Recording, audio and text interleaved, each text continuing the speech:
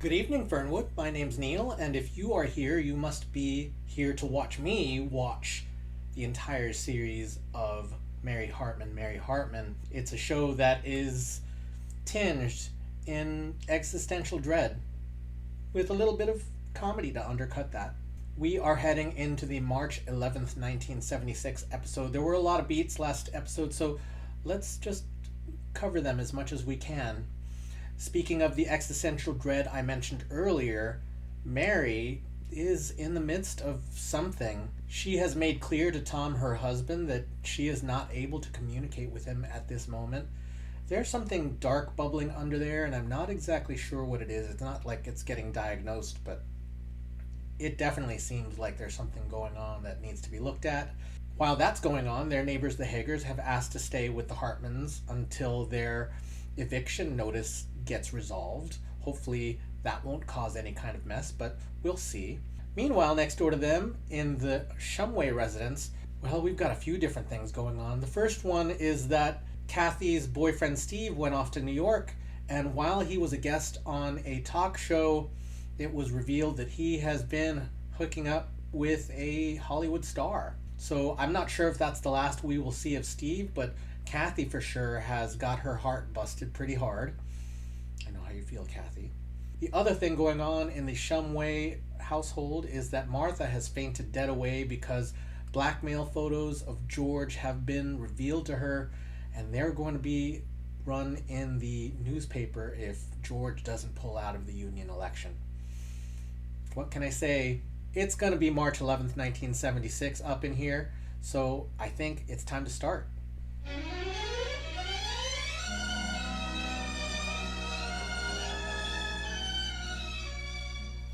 Hartman! Mary Hartman!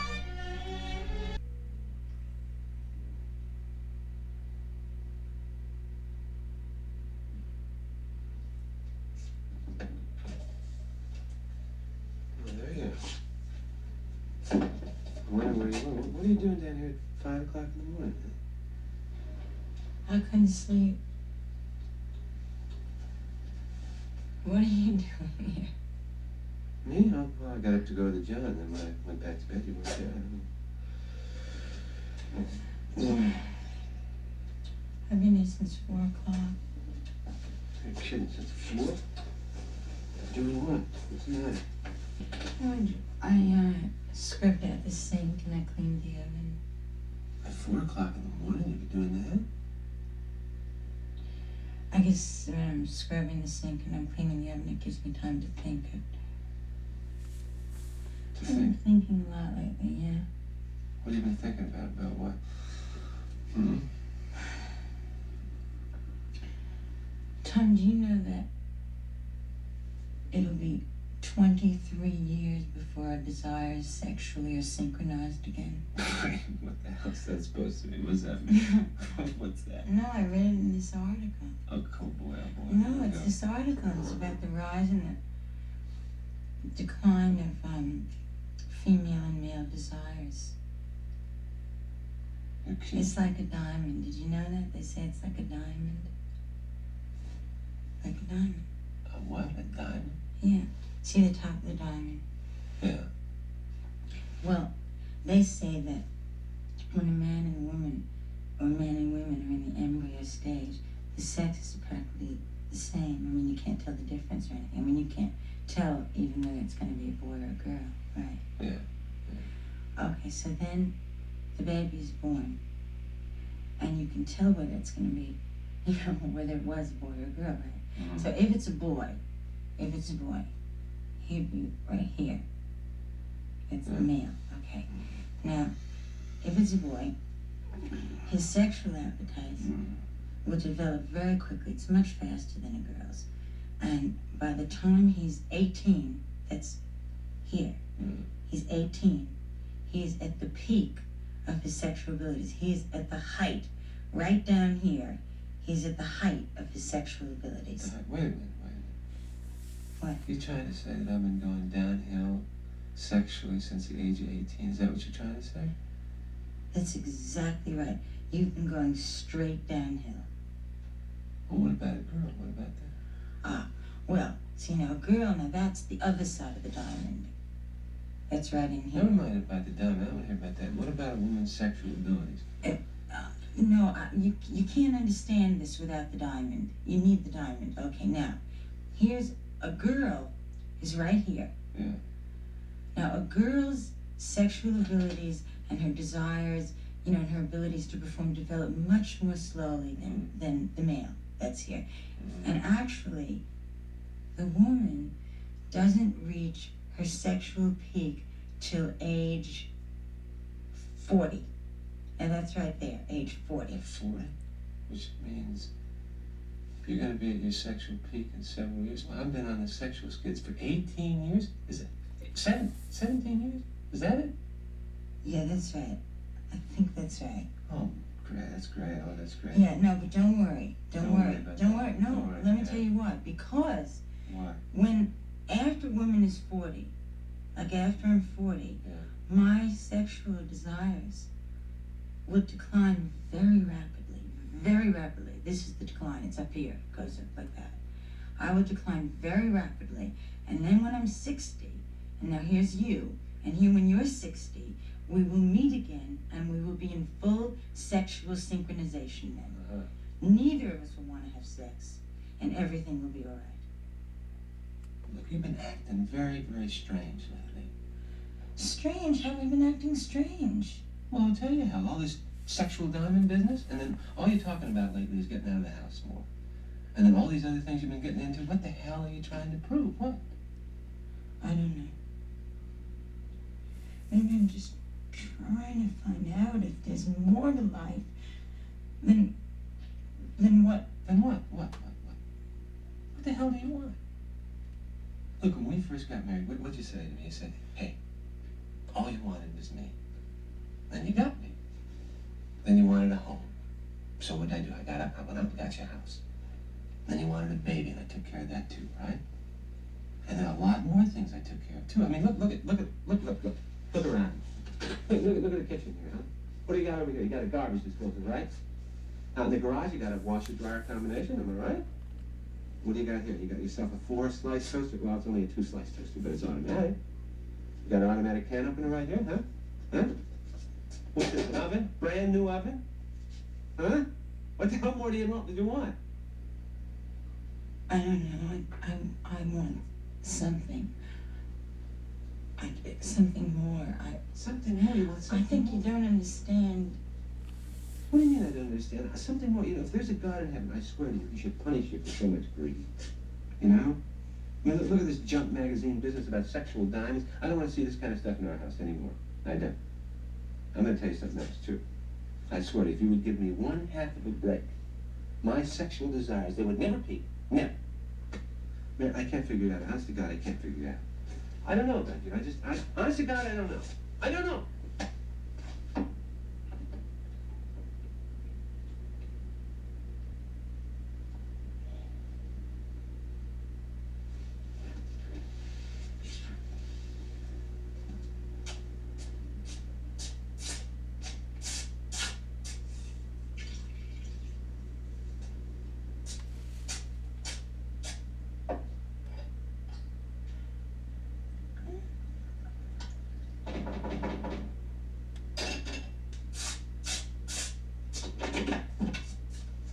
Grandpa. What's going on here? I heard you and Tom Hartman during my 5 o'clock trip to the bathroom, my 5:30 trip, and my 5:45 false alarm. Grandpa, I'm glad you're here. Do you have a minute for us to talk? Hey, all I have left are minutes. Grandpa, tell me about life. All right. Life is like a 3-ring circus. You mean it's foolish? No, I don't know what I meant. I might just as well have said life is like a hero sandwich. But you've lived for 83 years, right?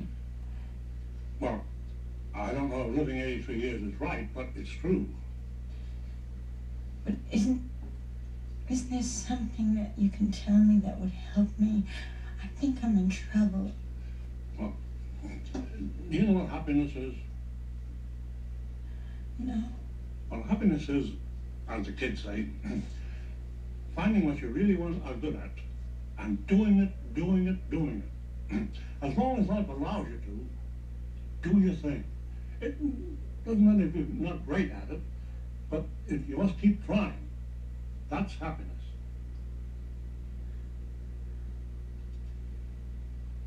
But how do I know what my thing is? That's the clinker in the deal. Nothing comes easy. You gotta find out for yourself, Mary. But there's this small part that wants something else, that doesn't have something. I mean, it's just a small part because I guess it just wants something that's probably small. Grandpa, do you think I'm greedy?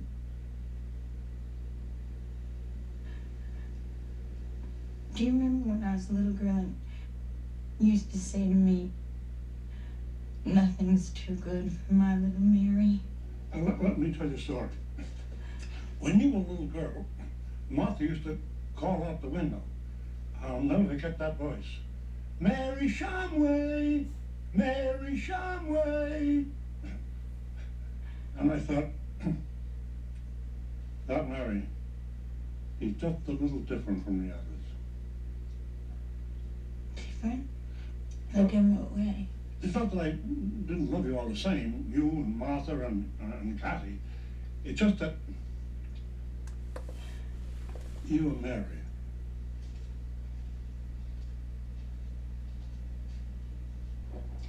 This is the best coffee I've tasted in years. Yeah, me too. Yeah, I learned to make it in the Navy. I wish you could spend a couple of years in the Navy, Mary. It'd be a nice break from Tom and Heather. Maybe I could take a break from Tom and Heather without having to spend a couple of years in the Navy. Well, you could tell Tom and Heather to join the Navy, pack your duffel, and come stay next door with us. No, I don't think I could lie like that. Mary, you're a beautiful little girl, and I want you to be happy. It isn't always easy, is it? We know that, you and I. You expect more, I expect less, but that's just age. But of all of them, you're the most like your grandfather. You don't quite fit in anyway, do you, Mary? What? I don't understand. That's just the point, little Mary Shumway. There's nothing to understand. You know exactly what I'm talking about. You just don't want to admit it to yourself.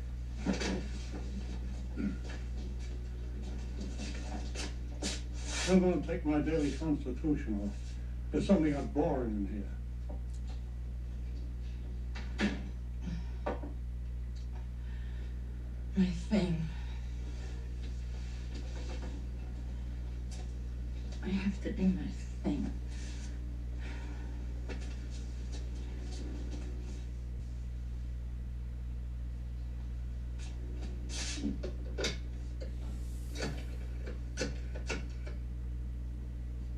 Hello, information?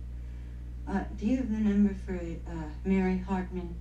It's H is in heart, A-R-T, M is in man, M-E-N. Is it in Fernwood? No, you don't. Do you have the number for Tom Hartman? It's the same spelling. You do. Do you have a Mrs. Tom Hartman? You don't. No, no. Thank you very much. Thank you. I'm not listed.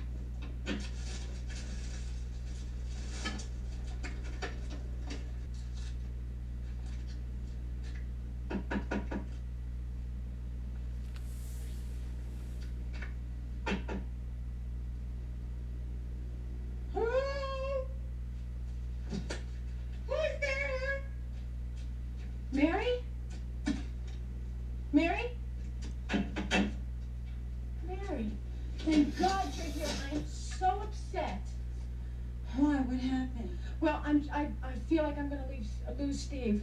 I just know it. Why are you gonna lose him? Could you help me out of here? Oh, sure. Well, you see, I feel that I'm not good enough for him. You know, now that he's a big celebrity. I mean, you saw the way they treated him on the Johnny Pilson show. I know he's gonna find somebody new. So anyway, I was up all night and I saw your lights on. Does it feel a little damp here? No. Mary, what were you doing sitting under the sink?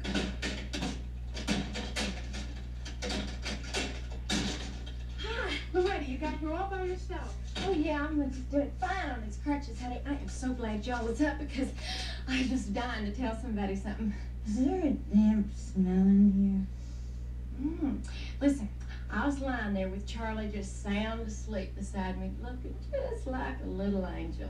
Of course, I really couldn't see his face because it was dark, but I know what he looks like. Loretta, Mary was sitting under the kitchen sink. Oh, that's a right, yeah. Anyway, so I was lying there, you know, just all of a sudden a song hits me out of nowhere. Honey, it was pure inspiration, pure and simple. It's called Ballad of a Legless Woman. It's a ballad. Loretta, Mary was sitting under the sink. Sitting under. Well, listen, Kathy, I'm telling you, if Mary was sitting under the sink, then she probably had a very good reason for being there.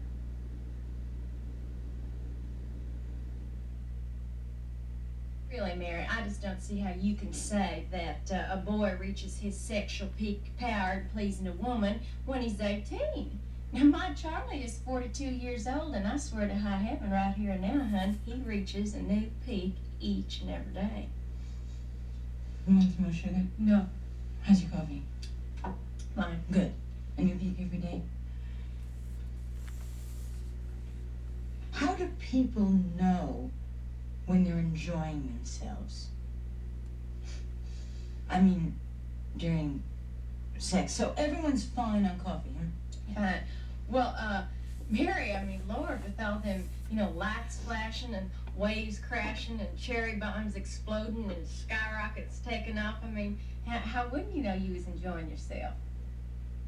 Skyrockets? Are they really skyrockets? Don't these taste bitter? Skyrockets plus, really, you know. I kind of think of it like a train traveling through a long, dark tunnel, you know, and then suddenly the lights flash and pow, you know. Then that old train's going down and the lights start, the whistle starts going, you know, and the engine goes and it's 4 minutes of skyrockets. 4 minutes? I've had 3 minutes of skyrockets, but never 4. Well, I'm just looking forward to the day when I can measure mine in hours instead of minutes. Could I ask you two girls a question? Could you please leave? I want to be alone. Oh, sure, Mary. Sure, I'll just be running along. Of course, it makes me a little faster than it used to, you know, because I'm on these crutches. Come on, I'll help you. Thanks. Boy, I don't know what's gotten into Mary. First I see her under the sink, and then this. She is acting strange. Well, Kathy, maybe it's a deficiency in vitamin D. Let me get the door for you.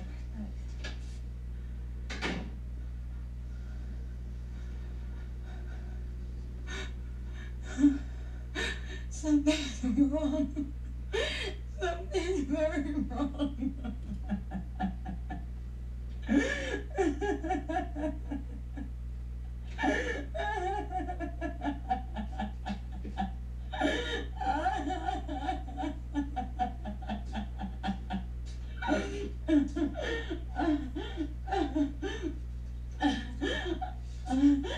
I just don't understand the rules. Hartman. Hi, Grandpa. You were just here. I know. And here I am again. Are you all right? Are you all right? I don't want to hear it. If it isn't happy, I don't want to hear it. Murray died. Who's Murray? He worked for Martha's butcher. He was assistant meat chopper. Oh, was he a good friend of yours? No. Oh. So, how are you? Not so good. Mary, I'm going to ask you again. This time I want a better answer. How are you? Good. Good. You look good. I feel good. Good. The days are rough, aren't they? Yeah. You have any peanut butter? I hate peanut butter. Well, maybe that's why we never got along. I'm going to fix myself a sandwich. You want one? Okay. Yeah. What have you got? Well, we got lunch meat and cheese. Okay. You want some help? No, I'm fine. If only more people would leave me alone more often to do whatever it is I have to do.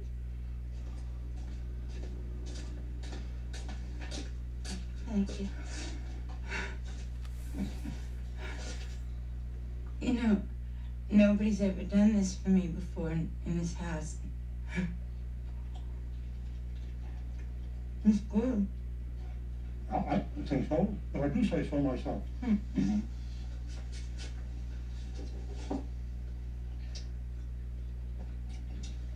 You want to watch television? Yeah, I think so. I'll turn it on.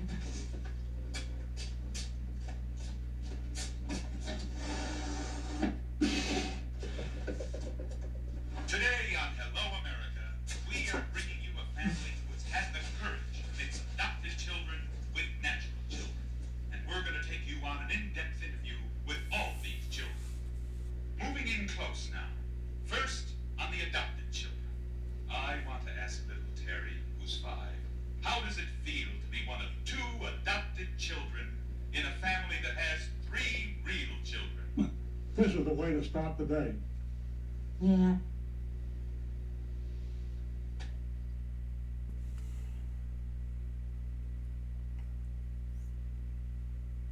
That was heavy.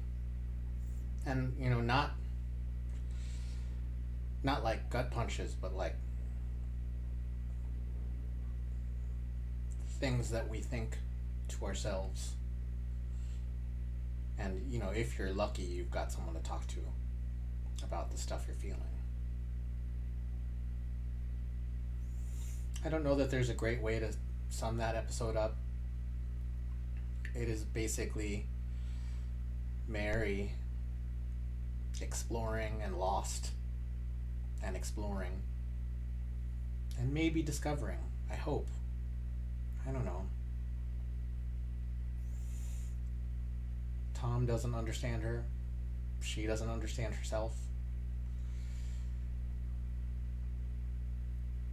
Grandpa Larkin, Raymond.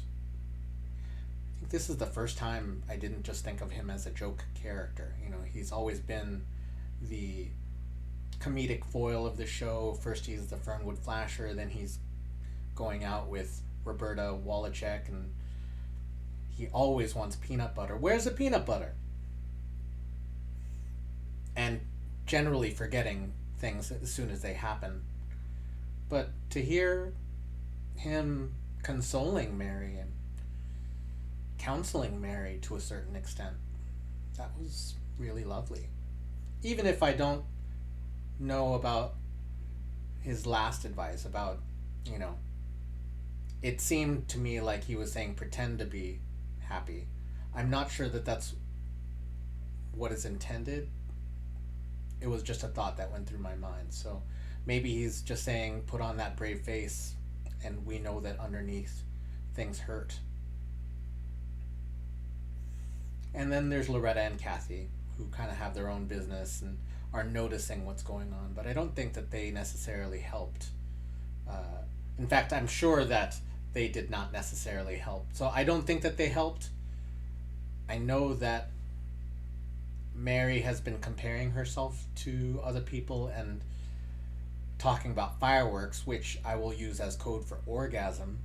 You know, this seems to suggest that Mary hasn't had an orgasm, which I can't pressure anyone to have that.